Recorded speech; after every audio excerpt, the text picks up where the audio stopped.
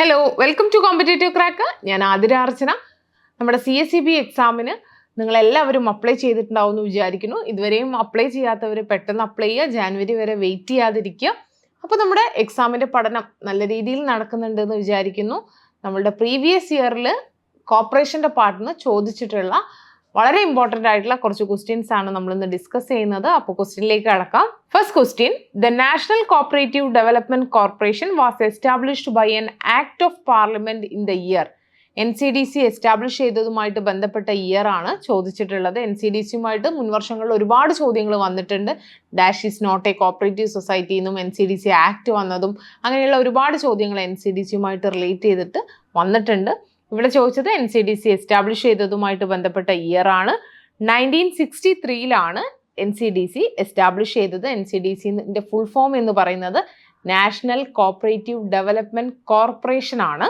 ഇത് സെറ്റപ്പ് ചെയ്തത് all India rural credit survey കമ്മിറ്റിയുടെ റെക്കമെൻഡേഷൻ പ്രകാരമാണ്. വളരെ ഇമ്പോർട്ടൻ്റ് ആണ്. അപ്പോൾ NCDC എസ്റ്റാബ്ലിഷ് ചെയ്തത് 1963 പാർലമെന്റിൽ ഒരു ആക്ട് പാസ്സാക്കിയതിന്റെ അടിസ്ഥാനത്തിലാണ് NCDC എസ്റ്റാബ്ലിഷ് ചെയ്തത്. ആരുടെ റെക്കമെൻഡേഷൻ പ്രകാരം ചോദിച്ചാൽ all India rural credit survey കമ്മിറ്റിയുടെ റെക്കമെൻഡേഷൻ പ്രകാരമാണ് NCDC ഫോം ചെയ്തിട്ടുള്ളത്. Next question: the homeland of cooperative store movement.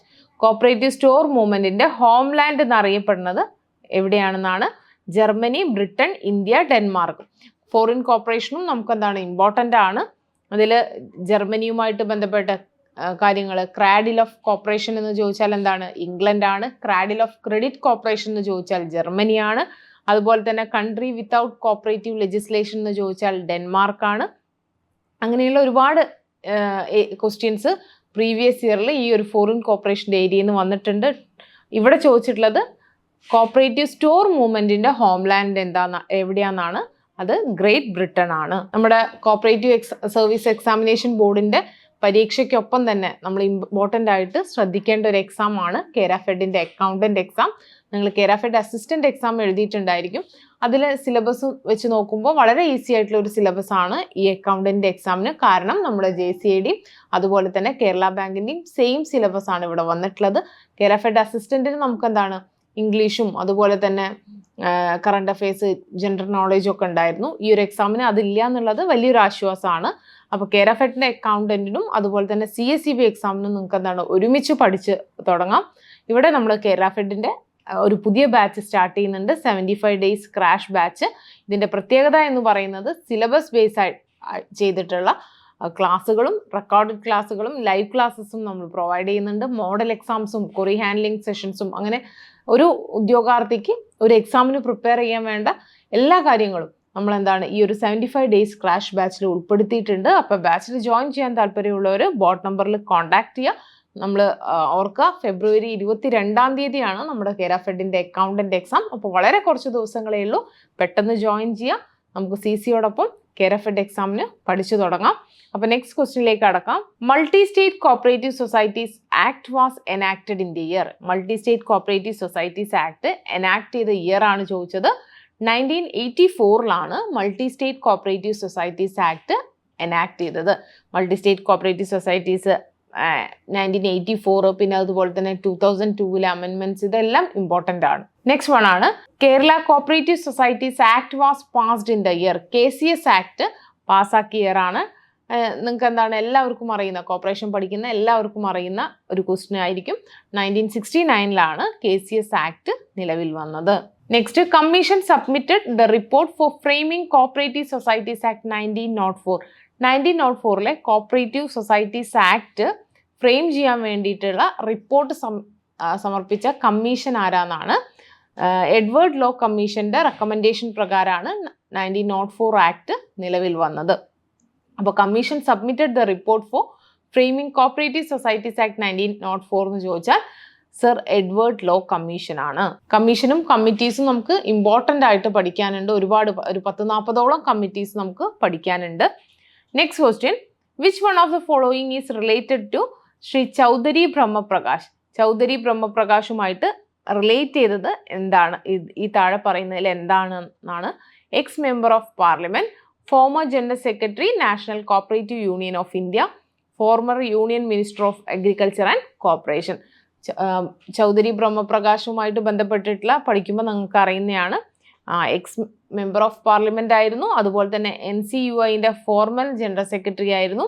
അതുപോലെ തന്നെ minister of agriculture and corporation ആയിരുന്നു. അപ്പോൾ ഓൾ ഓഫ് ദിസ് ആണ് answer. Next question, the earliest form of cooperative activity in USA. USA earliest form of cooperative activity ഏതാണെന്നാണ്? Purchasing association ആണ് USA earlier form of cooperative activity എന്ന് പറയുന്നത്.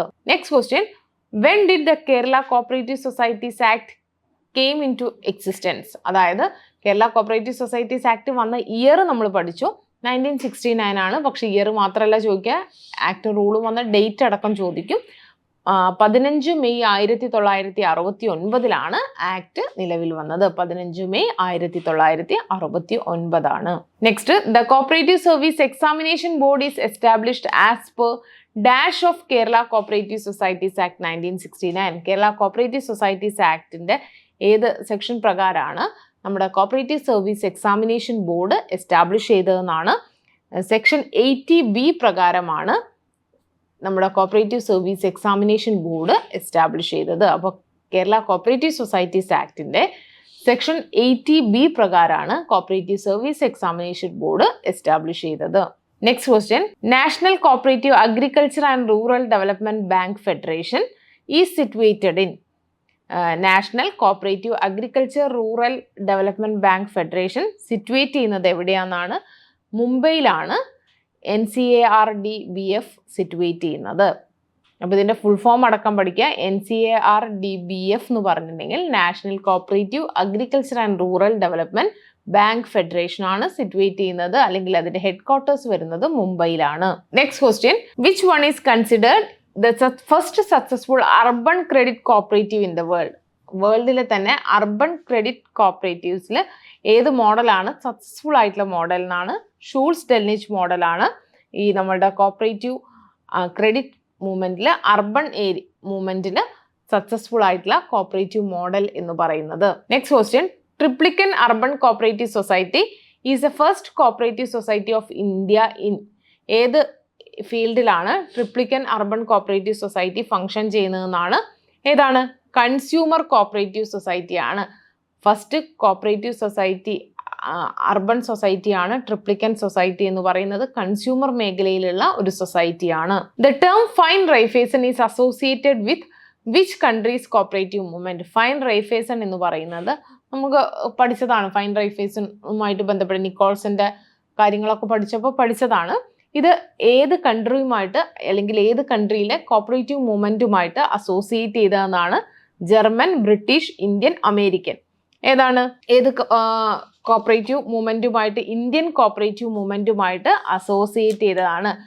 നിക്കോൾസനുമായിട്ട് ബന്ധപ്പെട്ടപ്പോൾ അല്ലെങ്കിൽ നിക്കോൾസനുമായിട്ട് ഉള്ള കാര്യങ്ങൾ പഠിച്ചപ്പോൾ നമ്മൾ പഠിച്ചതാണ് ഫൈൻ റൈഫേസൺ എന്നുള്ള ആ ഒരു വേർഡിങ്. അപ്പോൾ നമ്മുടെ CSEBയുടെ നോട്ടിഫിക്കേഷൻ നിങ്ങൾ എല്ലാവരും ശ്രദ്ധിച്ചിട്ടുണ്ടായിരിക്കും. 264ഓളം ഒഴിവുകളാണ് കേരളത്തിലെ വിവിധ സംഘങ്ങളിലായിട്ട് ഉള്ളത്. അപ്പോൾ വളരെ ചിട്ടയായിട്ട് പഠിക്കേണ്ട ഒരു ടൈമാണ്. അപ്പോൾ നോട്ടിഫിക്കേഷൻ എല്ലാവരും വിശദമായിട്ട് ശ്രദ്ധിച്ച് അപ്ലൈ ചെയ്യാം.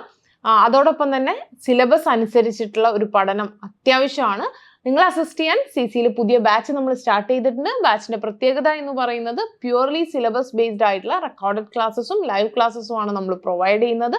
പിന്നെ അതുപോലെ തന്നെ നമ്മളുടെ ഇതുവരെ നടന്നിട്ടുള്ള CSEB എക്സാംസിന്റെ ക്വസ്റ്റ്യൻ പേപ്പേഴ്സ്, അതുപോലെ അതുമായിട്ട് ബേസ് ചെയ്തിട്ടുള്ള ഡിസ്കഷൻസ് ഒക്കെ നമ്മൾ പ്രൊവൈഡ് ചെയ്യുന്നുണ്ട്. ക്വറി ഹാൻഡ്ലിംഗ് സെഷൻസ് ഉണ്ട്.